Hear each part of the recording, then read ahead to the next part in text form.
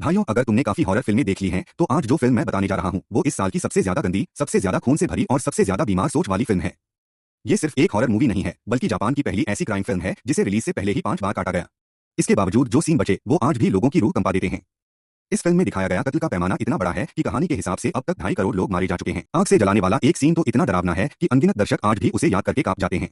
कहानी शुरू होती है गांव निंग से। एक सुनसान छोड़ी हुई सुरंग के अंदर एक औरत जमीन पर घुटनों के बल बैठी है। उसके हाथ तार से कसकर बांधे गए हैं। तभी 3 खूंखार कुत्ते उस पर टूट पड़ते हैं और उसे जिंदा नोच नोच कर मार डालते हैं। मंजर इतना भयानक है कि देखना भी मुश्किल हो जाए। बाद में पुलिस को कुत्तों के मुंह से एक नोट मिलता है जिस पर लिखा होता है डॉग ईट डॉग। जांच करने पर पता चलता है कि मरने वाली औरत एक सीनियर डॉग लवर थी, लेकिन अपने बॉयफ्रेंड के साथ रहने के लिए, जिसे कुत्तों के बालों से एलर्जी थी, उसने अपने उस कुत्ते को छोड़ दिया था जो सालों से उसके साथ था। सवाल उठता है, क्या इसी वजह से उसकी हत्या हुई या इसके पीछे कोई और वजह है? फिलहाल पुलिस के पास कोई सुराग नहीं होता।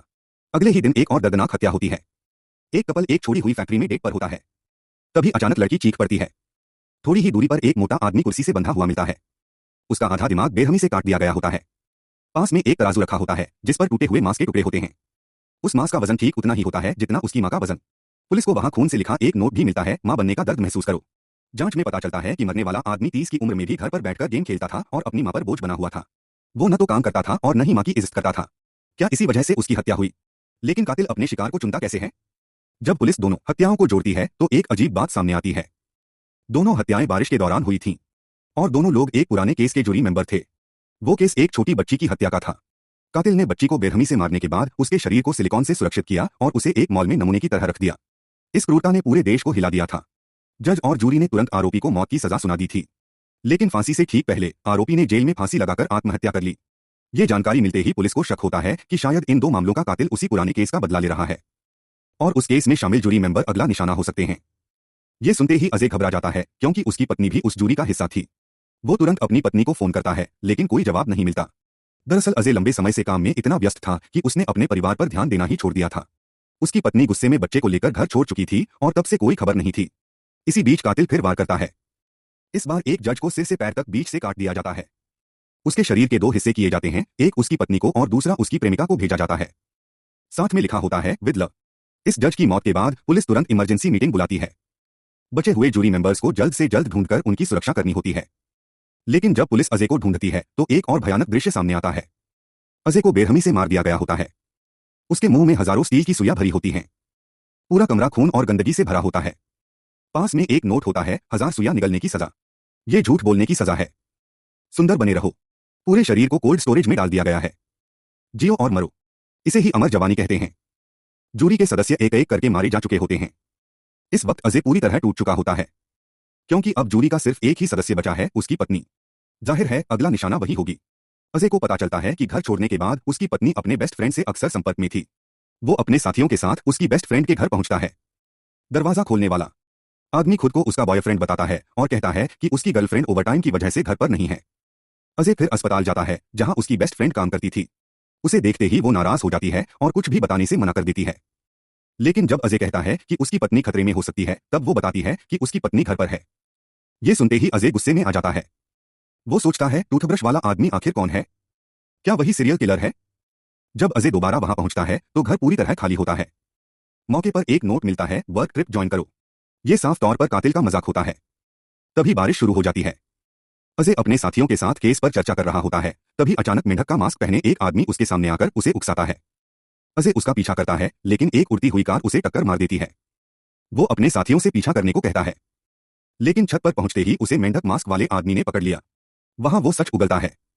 वही उस बच्ची के केस का असली कलाकार था। उसके लिए वो उसकी जिंदगी का सबसे बेहतरीन काम था, लेकिन पेन शेनान ने उसके इस आर्ट को एक पागल इंसान को सौंप दिया। ये उसके लिए सबसे बड़ा अपमान था। इसलिए वो पेन शेनान को मारकर खुद को असली कलाकार साबित करना चाहता था। अचानक आसमान से कोहरा हटता है और धूप की एक किरण मेंढक वाले आदमी पर पड़ती है। वो असहज हो जाता है और हाथ छोड़ देता है। एक पुलिस वाला नीचे गिर जाता है। अजय वहां से बच निकलता है। अपने साथियों की कुर्बानी और पत्नी बेटे की याद उसे मजबूत बना देती है। वो ठान लेता है कि चाहे कुछ भी हो, कातिल को ढूंढकर ही दम लेगा। उसे याद आता है कि कातिल हर बार बारिश में ही वार करता है और धूप से डरता है। अजय अंदाजा लगाता है कि शायद उसे सूरज की रोशनी से एलर्जी है। इसी सुराग पर वो आसपास के अस्पतालों की छानबीन करता है। एक महिला डॉक्टर पर उसका शक जाता है। मजबूरी में वो बंदूक दिखाकर मेडिकल रिकॉर्ड निकलवाता है। इन रिकॉर्ड से उसे मेंढक मास्क वाले आदमी का पुराना पता मिल जाता है। अजय जबरदस्ती घर में घुसता है, लेकिन तभी पीछे से वो आदमी हमला कर देता है। दोनों के बीच भयानक लड़ाई होती है और आखिरकार अजय बेहोश हो जाता है। जब अजय होश में आता है तो वो एक अनजान कमरे में होता है। उसके सामने उसकी पत्नी और बेटे के असली जैसे पुतले रखे होते हैं। पास में एक पजल होता है जिस पर लिखा होता है, पापा मेरे साथ खेलो। मेंढक वाला आदमी कहता है कि पजल हल करने पर ही वो अपनी पत्नी और बेटे को बचा सकता है। गुस्से और बेबसी में अजय खेल शुरू करता है। इसी बीच कातिल उसे एक बर्गर देता है। अजय नहीं खाना चाहता लेकिन भूख के आगे हार जाता है। एक एक करके पजल जुड़ते जाते हैं लेकिन एक टुकड़ा गायब होता है। पूरा कमरा छानने के बाद भी कुछ नहीं मिलता। तभी उसे मछली वाला खाली पजल अजीब लगता है। वही दरवाजे का पासवर्ड होता है। दरवाजा खुलता है और अंदर एक और कमरा होता है। वहां किचन का सामान, मांस के टुकड़े और बाल पड़े होते हैं। तभी उसकी नजर फ्रिज पर लगी एक तस्वीर पर जाती है, उसकी पत्नी और बेटा। कांपते हाथों से वो फ्रिज खोलता है और अंदर उनकी खोपड़ियां देखता है। अजय एक पल के लिए सुन्न हो जाता है। आंखों से आंसू बहते हैं लेकिन आवाज नहीं निकलती। उसी पल उसे एहसास होता है कि जो बर्गर उसने खाया था वो शायद उसी मांस से बना था। वो टूटकर फर्श पर गिर जाता है। स्क्रीन पर वो देखता है कि वानन खुशी खुशी नाच रहा है। उसके लिए यही कला थी, दूसरों को दर्द और निराशा में देखना। वो मास्क पहनकर अजय के सामने आता है और उसे उकसाता है। अजय गुस्से में बंदूक उठाकर बदला लेना चाहता है लेकिन अचानक उसे सामने खड़ा चेहरा जाना फटाना लगता है। वो मास्क उतारता है और सामने उसकी पत्नी होती है। सच सामने आता है। वानन ने उसे मारा नहीं था बल्कि जबरदस्ती मास्क पहनाकर इस्तेमाल किया था। अजय लगभग अपनी ही पत्नी को मार देता है लेकिन त्रासदी यहीं रुकती है। वानन कहता है, मुझे कहानी को खूबसूरती से खत्म करना है। शोटा को मत मारो। अगर अपने बेटे को बचाना है तो हरुका सवामुरा को मारो। चारों तरफ चीख पुकार मच जाती है। मां बाप बेटा सब टूट जाते हैं। ये ऐसा फैसला होता है जो किसी भी इंसान को पागल कर दे। अजय आखिरी ताकत लगाकर लड़ता है। गोलियों की आवाज गूंजती है। 2 गोलियां शरीर चीरती हैं।